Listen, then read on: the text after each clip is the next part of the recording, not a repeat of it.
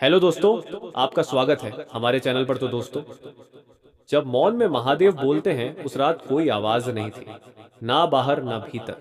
कमरे की लाइट बंद थी, लेकिन अंधेरा केवल कमरे में नहीं था, वह उसकी आंखों में भी था। आरव बिस्तर पर बैठा था, घुटनों को सीने से लगाए। मोबाइल हाथ में था, लेकिन स्क्रीन को वह देख नहीं रहा था। उसका जीवन पिछले कई वर्षों से ऐसा ही हो गया था, सब कुछ सामने होते हुए भी कुछ भी स्पष्ट नहीं। लोग कहते थे, तुम बहुत मजबूत हो, तुम हमेशा संभल जाते हो, तुम पर तो कुछ असर ही नहीं होता। लेकिन किसी ने यह नहीं पूछा कि संभलते संभलते कितना टूटना पड़ता है। उस रात भी वह नहीं रोया, क्योंकि वह जानता था अब आंसू भी आवाज़ नहीं करते।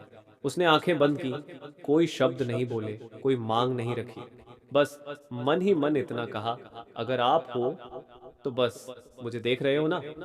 और वहीं से कहानी शुरू होती है। चयन वे नहीं देखते जिन्हें चुना गया है। आरव का जीवन बाहर से सामान्य था, एक साधारण नौकरी, एक सीमित दायरा और बहुत सारी अधूरी बातें। उसने कभी किसी से शिकायत नहीं की, क्योंकि उसे बचपन से यही सिखाया गया था कि दर्द को दिखाना कमजोरी है। लेकिन सच ये था कि हर बार जब कुछ अच्छा उसके करीब आता, वह उससे पहले ही छिन जाता। रिश्ते टूटे, मौके फिसले, लोग बदले, और हर बार किसी ने न किसी बहाने से कहा, शायद ये तुम्हारे लिए नहीं था। एक समय आया जब आरव ने खुद से पूछना बंद कर दिया, क्योंकि सवाल पूछने पर भी उत्तर नहीं आते थे। वह बस चलता रहा। उसी दौरान एक दिन, एक साधारण से मंदिर के बाहर, उसने एक बूढ़े साधु को देखा। साधु ने कुछ नहीं कहा, बस आरव को देखा और मुस्कुराया। आरव आगे बढ़ गया, लेकिन वह मुस्कान उसके भीतर कहीं रुक गई। जो खोया वह दंड नहीं था। समय बीतता गया, एक के बाद एक चीजें छूटती रहीं। जिस नौकरी को वह जीवन का सहारा समझता था, वह अचानक चली गई। जिन लोगों को वह अपना मानता था, वे दूर हो गए। उस रात वह पहली बार टूटा, पूरी तरह। उसने मंदिर में जाकर पूछा, मैंने क्या गलत किया? उत्तर नहीं मिला, लेकिन उसी क्षण मन में एक विचार उठा, अगर यह सजा होती तो इतना शांत क्यों होती? वह समझ नहीं पाया, लेकिन भीतर कुछ स्थिर हो गया। उसे याद आया, हर बार जब कुछ गया, वह किसी बड़े नुकसान से पहले गया। एक रिश्ता टूटा जो आगे चलकर उसे जला देता। एक अवसर छूटा जो उसे किसी और की परछाई बना देता। तभी पहली बार उसने यह सोचना शुरू किया, शायद मुझे रोका नहीं जा रहा, शायद मुझे बचाया जा रहा है। जब तैयारी मौन में होती है, आरव ने खुद को बदलना शुरू किया। दिखाने के लिए नहीं, बचने के लिए। वह सुबह जल्दी उठने लगा, शब्द नहीं, सिर्फ नाम जपता। ओम नमः शिवाय। कोई चमत्कार नहीं हुआ, कोई रोशनी नहीं गिरी, कोई स्वप्न नहीं आया, लेकिन उसके भीतर एक अनुशासन जन्म लेने लगा। वह अब हर चीज पर प्रतिक्रिया नहीं देता था, हर चोट का जवाब नहीं देता था। लोगों को लगा वह कमजोर हो रहा है, लेकिन सच ये था कि वह स्थिर हो रहा था। और स्थिरता महादेव की पहली शिक्षा है। आग दिखाई नहीं देती। एक दिन अचानक उसे एक अवसर मिला। वह अवसर छोटा था, नाम नहीं था उसमें, शोर नहीं था, लेकिन आरव ने हाँ कह दी, क्योंकि अब वह सीख चुका था, जो तेज आता है वह तेज ही चला भी जाता है। उसने बिना शिकायत काम किया, बिना तुलना के आगे बढ़ा। लोगों ने नोटिस करना शुरू किया, लेकिन उसने नहीं बदला, क्योंकि वह जानता था जो आग उसे तपाकर लाई है वह प्रदर्शन के लिए नहीं होती। महादेव की मोहर। एक दिन वही लोग जो कभी उसे भूल चुके थे, फिर सामने आए।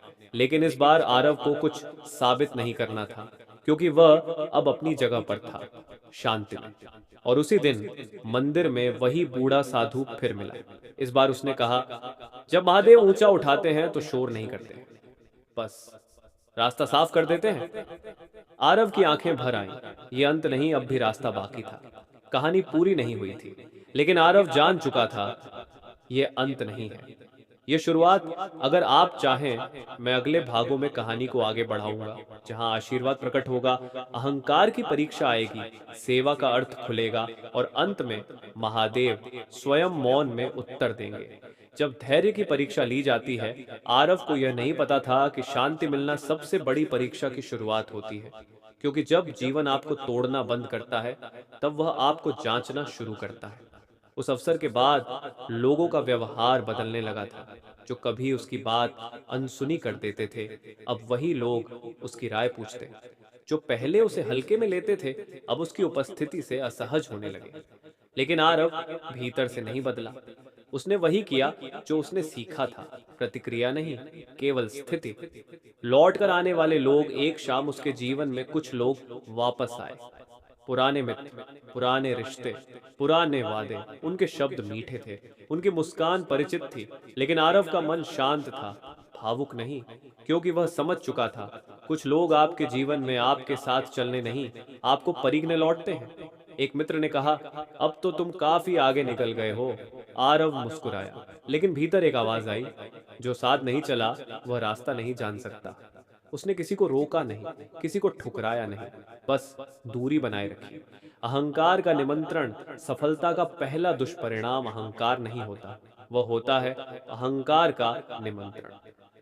आरव को मंच मिलने लगे, नाम लिया जाने लगा, कुछ लोग उसे उदाहरण की तरह पेश करने लगे, और वहीं मन के एक कोने से एक फुसफुसाहट उठी, देखा, तू अलग है। लेकिन उसी रात उसे एक स्वप्न आया। वह एक ऊंचे पहाड़ पर खड़ा था, लोग नीचे देख रहे थे, और अचानक वह अकेला रह गया। एक गूंजती आवाज आई, ऊंचाई तुम्हें दूसरों से ऊपर देखने के लिए नहीं दी जाती, बल्कि रास्ता दिखाने के लिए दी जाती है। आरव की नींद खुल गई, पसीने से भरा हुआ उसने पहली बार अपने भीतर के अहंकार को पहचान लिया और झुक गया।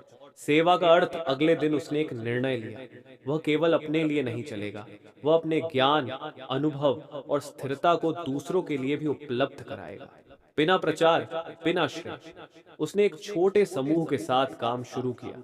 लोग टूटे हुए थे, भ्रमित थे, हताश थे। वह उन्हें भाषण नहीं देता, बस सुनता, क्योंकि वह जानता था जिसने दर्द जिया है वह समाधान नहीं, सहारा देता है। और यही महादेव की दूसरी शिक्षा जीवन में उतरने लगी। मौन की शक्ति। एक दिन किसी ने उस पर आरोप लगाया, बिना कारण, बिना साक्ष्य। पुराना आरव तुरंत सफाई देता, लेकिन नया आरव चुप रहा। लोगों को हैरानी हुई, उसे डरपोक कहा गया, लेकिन वह जानता था हर बात का उत्तर शब्द नहीं होते, कुछ उत्तर समय देता है, और समय ने दिया। सच अपने आप सामने आया, बिना आरव के कुछ कहे। उस दिन उसने समझा, महादेव की न्याय प्रणाली तेज नहीं, सटीक होती है। जब तैयारी पूरी होती है, अब घटनाएं तेज होने लगी। जो वर्षों से अटका था वह अचानक आगे बढ़ा। कागज जो रुके थे स्वीकृत हो गए, रास्ते जो बंद थे खुल गए। और यह सब इतनी शांति से हुआ कि आरव को समझ ही नहीं आया कि यह कब हुआ। उसे वही साधु फिर याद आया, जो वर्षों में रुका था वह क्षणों में आगे बढ़ेगा। आरव मुस्कुराया, उसने ऊपर देखा और पहली बार दिल से कहा, ये अभी शुरुआत है। आरव अब जान चुका था, ये सफलता उसकी नहीं, ये पुरस्कार उस धैर्य का है जो उसने तब रखा जब कोई देख नहीं रहा था। ये आशीर्वाद उस विश्वास का है जो उसने तब रखा जब उत्तर नहीं थे। और यह यात्रा अब भी जारी है। आरव ने कभी महादेव से कुछ देखने लायक नहीं मांगा था, कोई चमत्कार, कोई संकेत, कोई प्रमाण, क्योंकि वह जान चुका था जो सच में साथ होता है वह साबित नहीं किया जाता। लेकिन उस रात कुछ बदला। पहली स्पष्ट हलचल, वह एक लंबा दिन था। काम पूरा करके आरव देर रात घर लौटा। मन थका हुआ था लेकिन अशांत नहीं। वह हाथ मुंह धोकर जैसे ही बैठा, बिजली चली गई। पूरा कमरा अंधेरे में डूब गया, और उसी क्षण बाहर से मंदिर की घंटी की आवाज आई, धीमी, स्थिर, ठीक 3 बार। आरव ठिठक गया, क्योंकि उस समय उस दिशा में कोई आरती नहीं होती थी।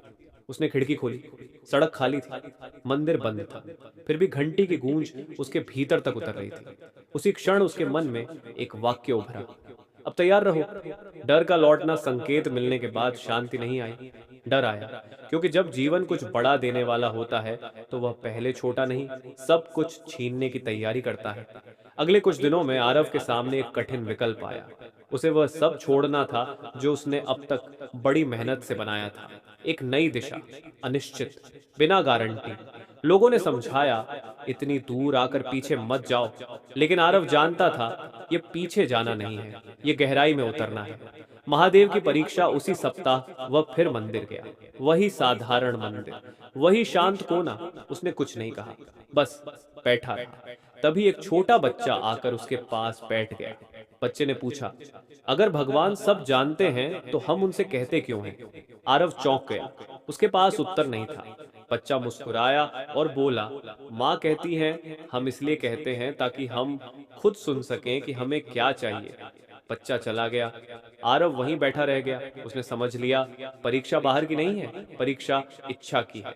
त्याग का अर्थ रात को आरव ने निर्णय लिया। वह अवसर जिससे नाम, पैसा और पहचान मिलती, वह उसने छोड़ दिया, बिना घोषणा, बिना अफसोस। अगले दिन लोगों ने कहा, इतना बड़ा मौका छोड़ दिया। आरव ने कुछ नहीं कहा, लेकिन भीतर एक भारी बोझ उतर गया था, क्योंकि उसने पहली बार कुछ पाया नहीं, बल्कि छोड़ा था। और महादेव की कृपा हमेशा त्याग के बाद स्पष्ट होती है। वह रात, उसी रात उसे स्वप्न आया। वह एक श्मशान में खड़ा था, चारों ओर राख, मौन, सामने एक विशाल आकृति। चेहरा नहीं दिखा, लेकिन उपस्थिति असीम थी। एक गूंजती हुई आवाज आई, जो छोड़ सकता है वही उठा सकता है। तूने जो छोड़ा वह तुझे बांधता, अब तू मुक्त है। आरव की आंख खुल गई। आंसू थे, डर नहीं। वर्षों का उत्तर अगले ही दिन एक संदेश आया। वही दिशा, वही मार्ग जिसके लिए वह वर्षों से तैयार किया जा रहा था। इस बार कोई देरी नहीं, कोई बाधा नहीं, सब कुछ इतना सहज कि आरव डर गया। फिर उसे याद आया, जो महादेव से आता है वह संघर्ष के बिना नहीं, लेकिन अवरोध के बिना आता है। पहचान का अंत अब लोग उसे नाम से नहीं, उसके कार्य से पहचानने लगे। और आरव को यह अच्छा लगा, क्योंकि जब नाम पीछे हो जाता है तभी कार्य शुद्ध होता है। उसने किसी को नीचा नहीं दिखाया, किसी से तुलना नहीं की। वह बस रास्ता बनाता गया।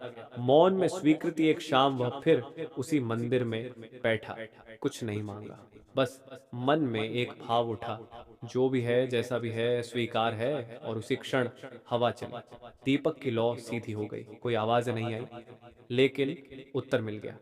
आगे अभी बहुत है, ये अंत नहीं है, ये भी पूर्णता नहीं है, ये केवल स्वीकृति की अवस्था है। आगे और परीक्षाएं आएंगी, और ऊंचाइयां भी, लेकिन अब आरव अकेला नहीं है। जब आशीर्वाद दिखाई देने लगते हैं, जब लोग विरोध करने लगते हैं, जब सेवा भारी पड़ती है, और जब महादेव कहते हैं, अब रुको, ओम नमः शिवाय।